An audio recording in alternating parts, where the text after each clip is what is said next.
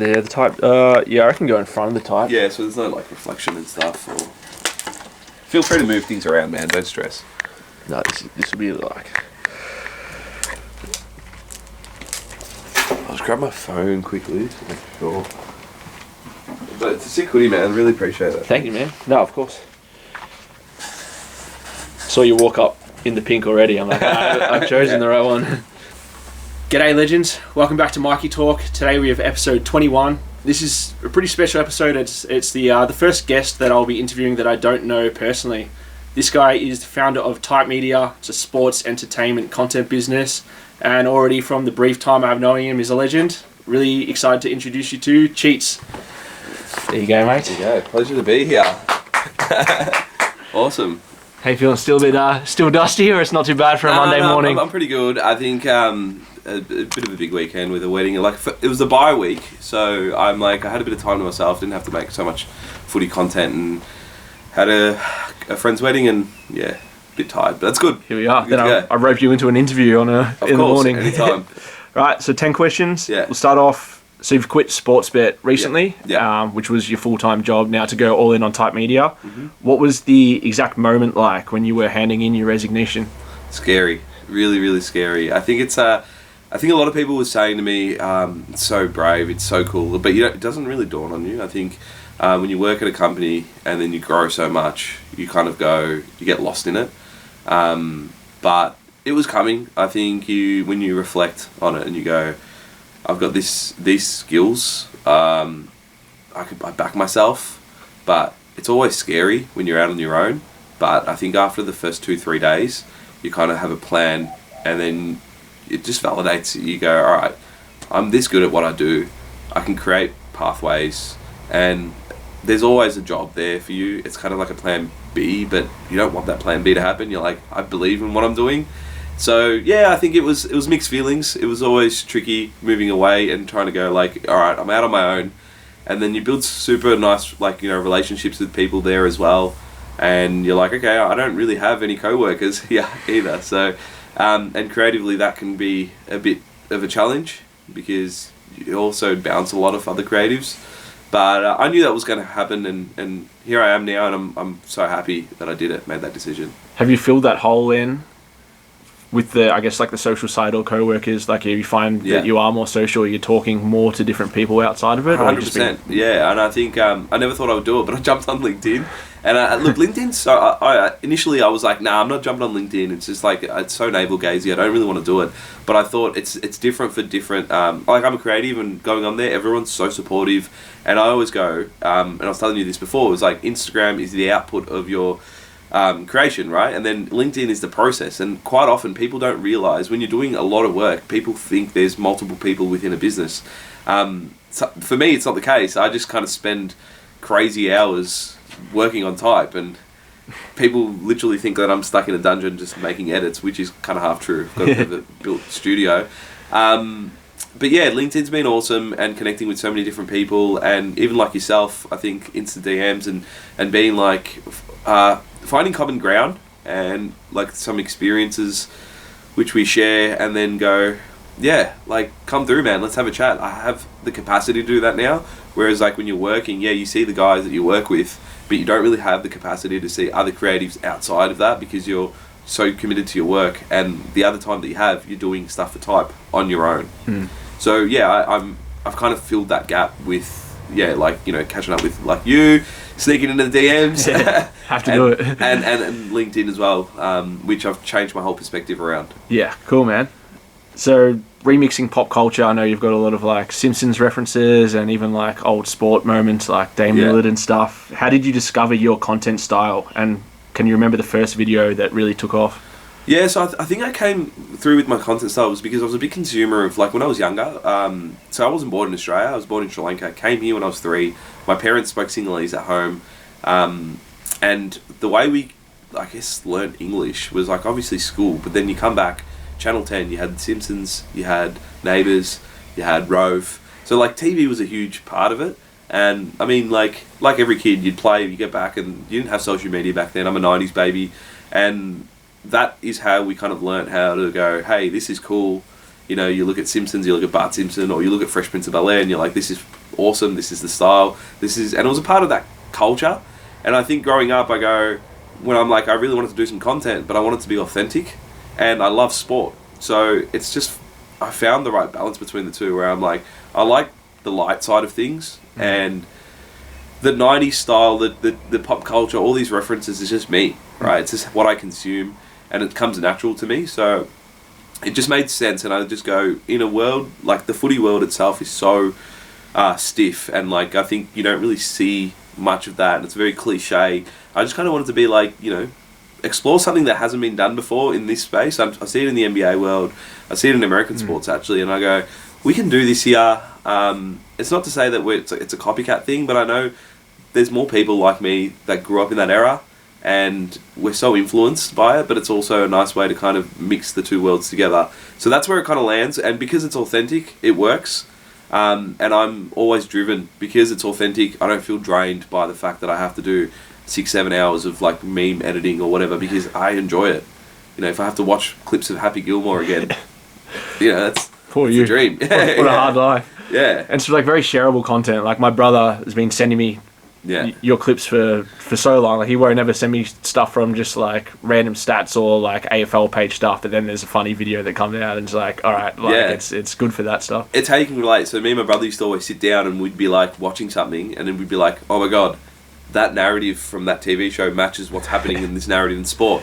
And I'll be like, oh, that's so funny, that's perfect. And there was just no way of kind of, you can explain that to your friends all you want, but they're like, no, I haven't really seen that. No, I don't really remember that. Then I'm like, no, let's just like paint the picture for them. They're like, oh man, that's actually so funny. Yeah, sick. Yeah. I love that.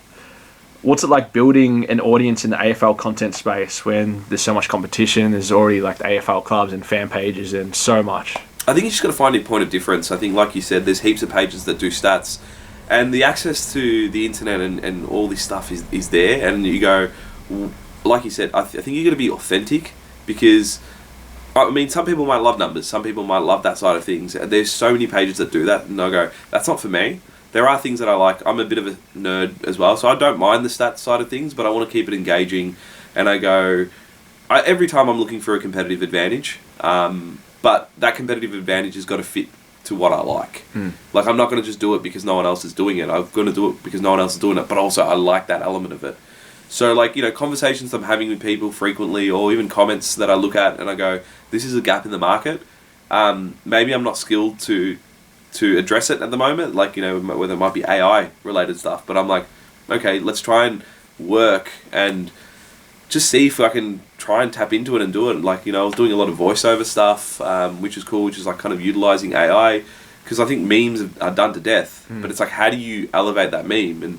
And shit posting, we love shit posting, but it's like, how do you give that unique experience of someone seeing a shit post from type media rather than they've just seen a shit post on the internet? So I think there's an interesting way of branding memes, and that's what I'm trying to do at the moment, which is quite funny, because you're just literally just grabbing shit from the internet, and then it's not like you're putting a watermark over it, you're giving it your tone, which I found it exciting, but it's also challenging, because 99% of the time you're not in it.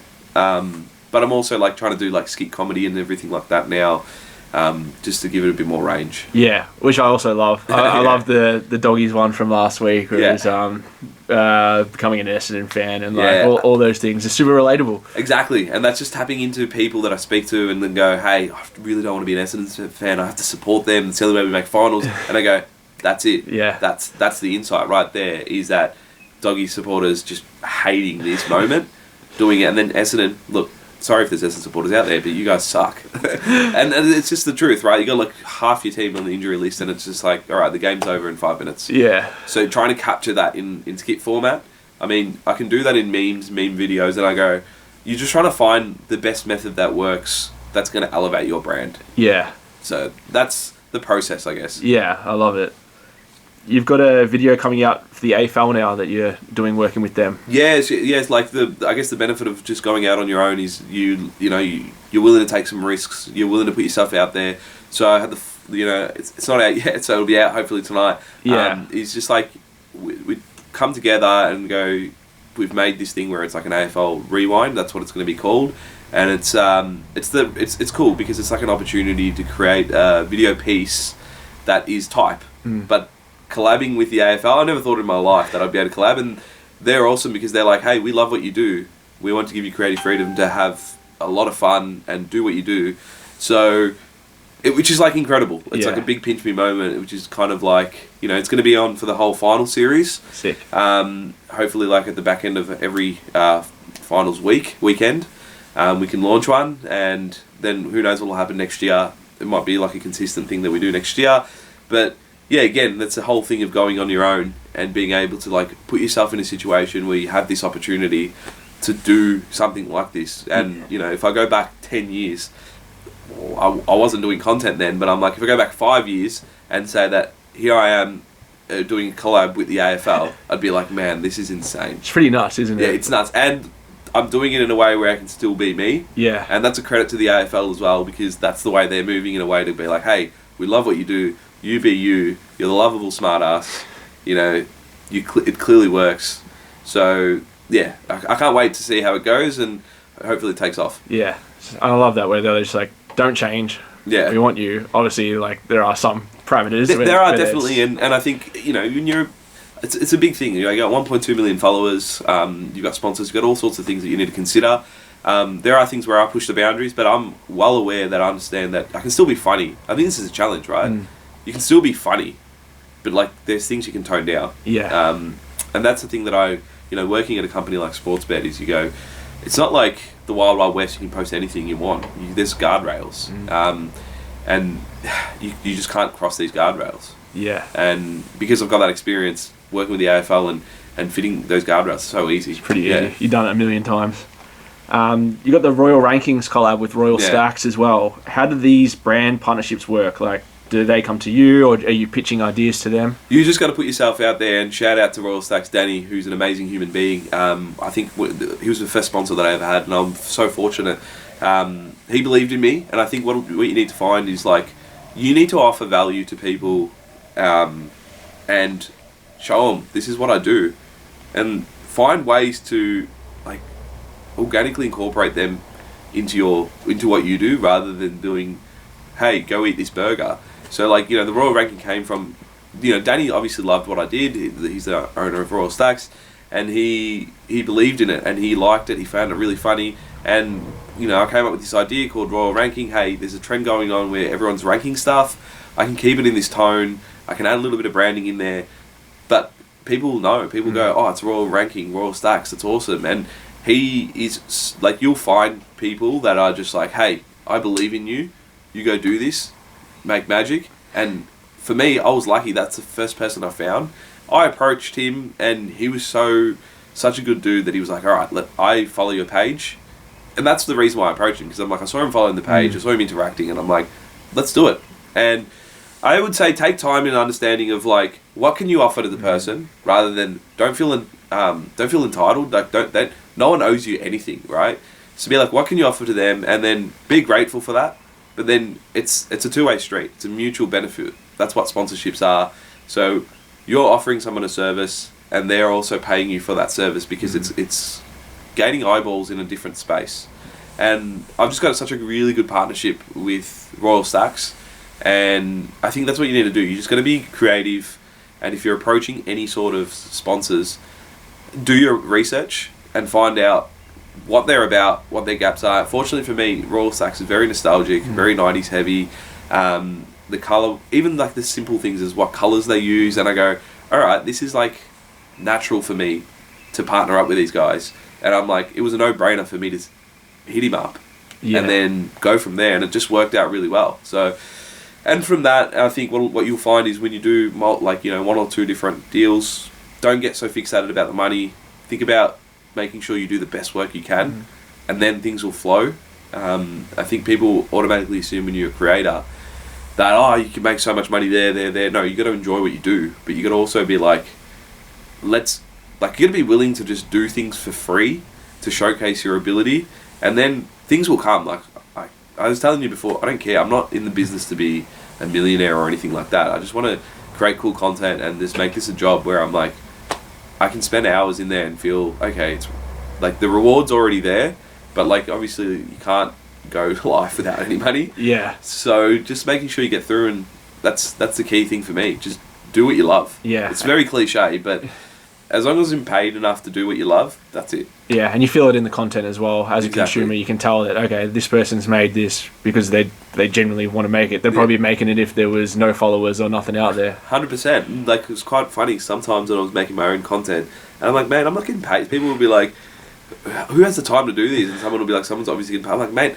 I'm not getting paid to do so much of my stuff. It's just like, I've got a handful of things that I have, like, sponsored stuff, which is the reason why I was able to, like, move into this full time. But I left money on the table to go from full time work to this because I'm like, I love doing this. I believe in what I do, and I think the more time I invest in it, obviously I'll make up for that money that I left. But it's just like, love what I do. Yeah. So yeah, that's kind of my mantra. Yeah. And I know it's cliche, but that's kind of what I'm following at the moment, and yeah, just enjoying things at the moment with it. It's working. I see as well, sometimes you have like a post with like the North Melbourne official account or something where that gets collabed as well. Is that a pre-planned collaboration, or sometimes do you just make videos and then you send it off as a collaboration and they just might accept it? North is one of those clubs that are really cool in a sense that they're embracing all that, and they collab a lot with like a lot of the accounts. Sometimes they feel like if it's within your wheelhouse and like your type of content, they'll just flick through a collab request, and I go, yeah, there's times where I'm like, I'm probably not going to accept this because I'm like, so there's not really too much communication. But then there's like sometimes where I'll make something like, this is awesome. Like LDU re-signed with North, and I had this really good WWE meme of just like, it was like Batista, for any WWE fans out there, you know, giving the thumbs up and then the thumbs down and then just basically power bombing Triple H, and I put LDU in there, and it's like LDU re-signing with North, saying no to the clubs that were interested. And I'm like, this is brilliant. North would love this.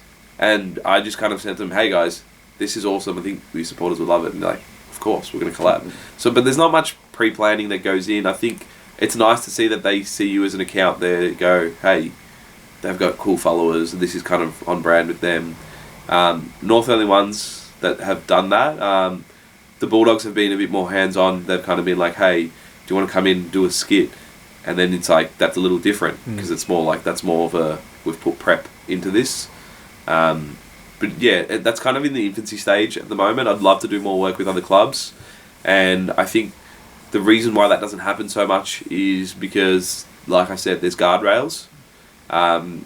You know, clubs, there's certain clubs that push those limits or those boundaries, and then there's clubs that don't want to, and they're fine with just going. And as creators, we probably don't know them. That's why they're like, why would they collaborate on this? So if a club just asks you to collaborate, you just go, yep, let's do it. Yeah, and it only takes a few to like pave the way as well. Like I remember like NBA Paints, for example. Yeah. Like I find that account for ages, awesome stuff. And then all of a sudden one team collabs with them, and then every single team is. It's like sometimes it takes one to like really pave that way to be like, oh, okay, that works. 100%. And for me, it's like people know me as a meme page, but now I'm starting to show a little bit more about like Cheets, the guy behind the memes. I think it gives it a bit more personable feel to be like, oh, there's someone here that we can actually approach if we don't feel like it's our vibe. And I'm like, yeah, cool. So it's not like a teenager that probably doesn't have much life experience that's created this page, which sometimes people can think it is. Or like, someone who's a bit of a, just keyboard warrior. So that's why I'm trying to showcase a little bit more of my personality, because I want people to know that I'm approachable. And, I think through these things, and it's not something like I've just randomly come in and just started making memes and everything like that. There's like a process behind it. You're on LinkedIn now. You must be a professional. Yeah, I'm on LinkedIn. Yeah. Connect. The entertainment, the content that you make is so entertaining. Yeah. How do you keep coming up with fresh ideas every week? I think it's just like you get into a flow, right? So I always go, sports is like a drama.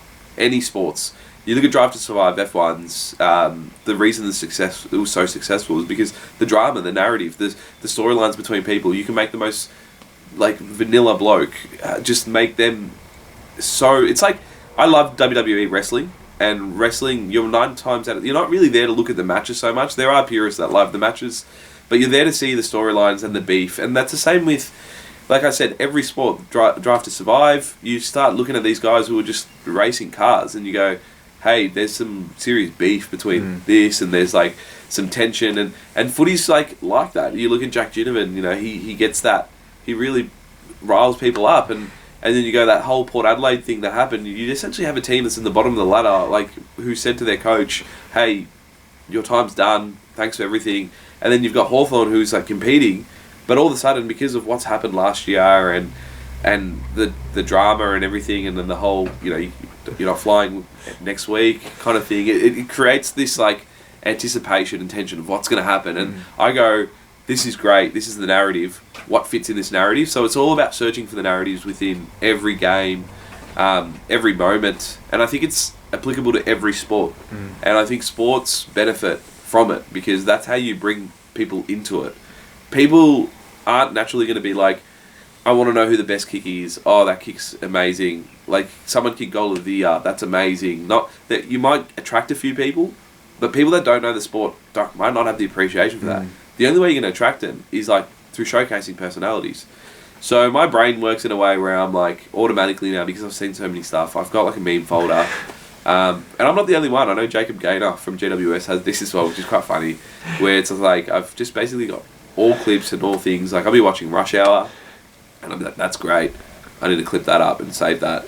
And then when I'm watching a game on a Friday, or whatever the day it is, and I'm like, I see something that's happening where it's like missed kicks or whatever, I'll be like, I think I know this clip where it's like, along came Polly when he's missing all those shots. Yeah. I'm like, that's a really good one. The challenge is sometimes you do it so much that you don't want to repeat things, and quite often narratives do repeat, whether it's a team kicking poorly, someone getting suspended for something they didn't do, or a team choking. So you've got to be creative in a sense of finding different footage and clips and ways to present this narrative that's kind of repeating itself again. Yeah, this might be a bit of an amateur question, but how do you clip something? Like, say that you're watching Happy Gilmore at night and then something comes up, you're like, oh, that's perfect. How do you actually I use get that programs. clip? I use multiple programs to, like, make sure I get it. I think I'm above board with that. With IP restrictions, look, I'm not... they're not used for commercial use. Like, I don't use any of those to make money. It's more for the entertainment purposes. And I clip them up with, like, memes or moments that happen in the game, and I'll just see, like, hey, this moment happened.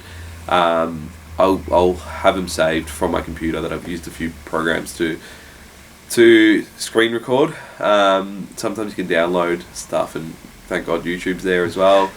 And yeah, it's just about using some of these, I guess, clips online. The internet's a beautiful place. Yeah. You search whatever on Google, you'll be able to find a HD clip. True. Or make an HD. Back now to last week for the AFL Legends game. Yeah. I know you were down there doing some...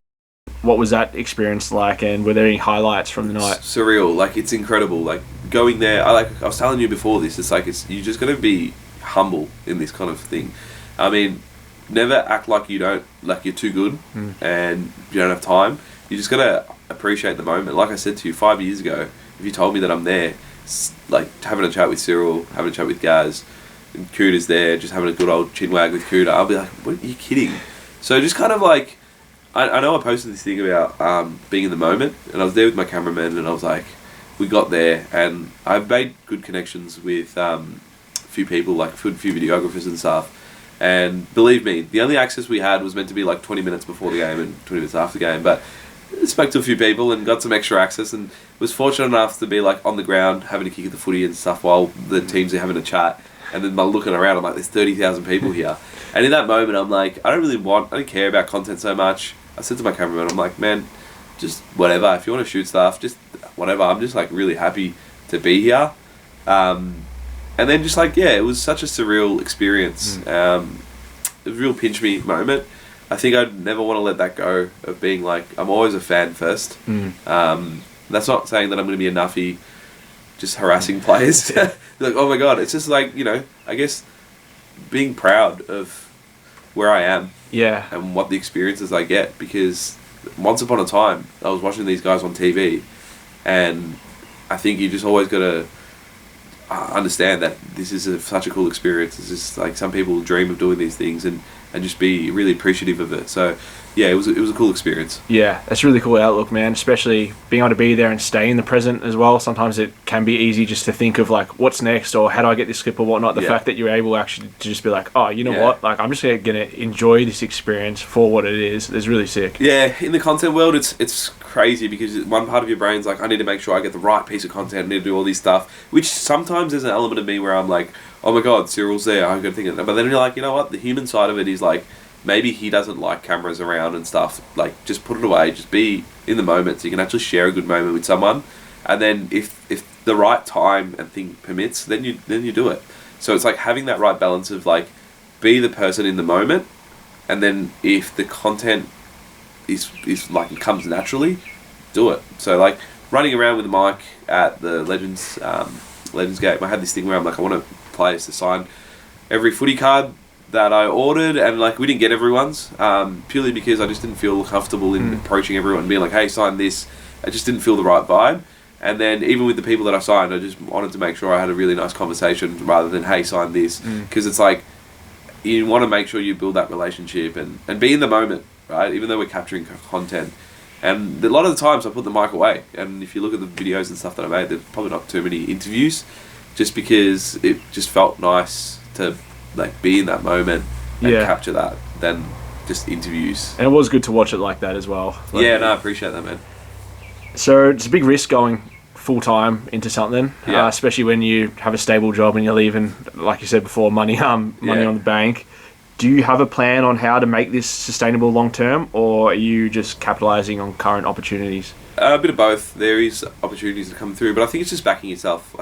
I think I always felt like when I started at Sportsbet, it was the first time for me to go into content after it was a bit of a career change, right? And I said, even in like I've told people there was an ethical dilemma of doing that, and I'm not saying that I'm above it, but I just kind of thought, well, I don't know, working for a wagering company is different, but if there was ever a wagering company that you want to work for, it was cool to kind of get into. I don't know how it's like everywhere else, so I can't speak for that, but I know that my experience there was some really cool people, and I learnt so many things, whether it being in front of camera, and a lot of technical skills, which allowed me to build my own studio. And they're the things where I was like, you know, shit, I'm leaving that. But I think what happens is I start to think about it, and I'm like, I use that opportunity to learn and develop myself. So I kind of need to give myself credit. It's not just like people that they're not the reason. There's always a lot of people that can be in that environment and they might not learn a thing. So I thought about it and I said, I put myself in a position to learn these things off these people. I back myself. Let's go do it. And now I think, you know, going into stuff, like things are going really well at the moment. There's people that really want to partner up, which is awesome. But I understand that I've got to continue to be like evolve. And I'm learning that there's like a lot of emotional intelligence required to run your own business and keep it sustainable. So it's just like understanding people and relationships. So there's definitely more of the business side of things like as a focus now than the technical side of things, and it's just like finding the right balance to build something sustainable.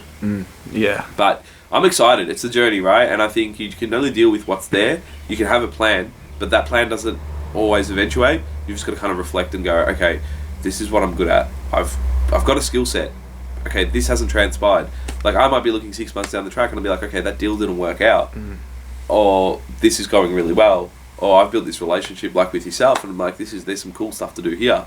So you just don't know, but you just got to give yourself every opportunity to succeed by putting yourself out there. Yeah, it's very true, and you never know when one little thing will come in that wasn't in the plan and then changes like the whole direction of something as well. But that's all part and parcel, and I guess that's the process that you enjoy. Yeah, it's the business life. Yeah, sort of made it the whole way through the interview. I only got one question left. Yeah. What's the biggest thing you have learnt about building a content business, and where do you want to take it from here? The biggest thing I've learned is relationships with people and understanding, like, there are so many creatives out there and there are amazing people, okay? So, like, I just go, sometimes you can get distracted with being creative to think that you're the main character, because it is very, like, at the end of the day, it feels like you're in front of a camera, it's you're doing everything, and you can get caught up in this whole main character energy feel. But there are so many amazing people that do things behind the scenes, that do things that don't even appear on camera, and that have these goals. And I think for me now, understanding business is like, I want to be able to build a platform where it's just not me. I'm kind of enabling other creatives to do what they want to do, and we can all get paid from it. So that's how I look at it. Like I said, my objective isn't to be a millionaire. It's to like kind of empower as many creatives as possible. And that's not putting myself in a, hey, I'm the one giving you these opportunities. I'm like, no, I don't want to do that. But I think like, looking at my experiences and looking at the market at the moment, I just think there's so many talented people here, and I think just want to give them more opportunity to be like, hey, I can go do this. Here's another creative there that's going to help me do it, and it's like mutually beneficial. So I think for me, it's probably the biggest thing is like making sure like just understand that it's not main character energies. Just chill with that. Try and understand what people are interested in. Try and understand what people's goals are, and then when you're collaborating with them, you can kind of help them achieve their goals or move towards them, and then likewise they can do the same to you. That's how you earn respect. Try not to think like everyone's moving in the direction for you, and I think you naturally can do that, but it's far more complex than that. I think trying to have that outlook or look on things is I think the best way to kind of attack creative business like this. Yeah. I'm not sure how it is in other industries. Sometimes you got to be cutthroat in other industries, but I know in creative collaboration, it's all about you got to be selfless. Yeah, definitely. Yeah. Cool, man. Yeah, I resonate with a lot that you had to say, and I love where your values are at. And appreciate the time, man. Yeah, of course, awesome. Man. No, thank you. Really excited to see what you do next. Man. Let's definitely link up for sure, man. Yes, of course. Thanks for that, man. Sick. Thanks for hitting me up and doing that. That was great. I'm really happy with it. I was a bit not nervous. It was different because it was the first time interviewing someone that I hadn't had a personal relationship with. Yeah, that's cool, dude. I got your vibe straight away when you hit me up. I'm like, I looked at your Insta and I'm like, yeah, this guy's pretty cool. Makes sense. Yeah. Yeah. Everything.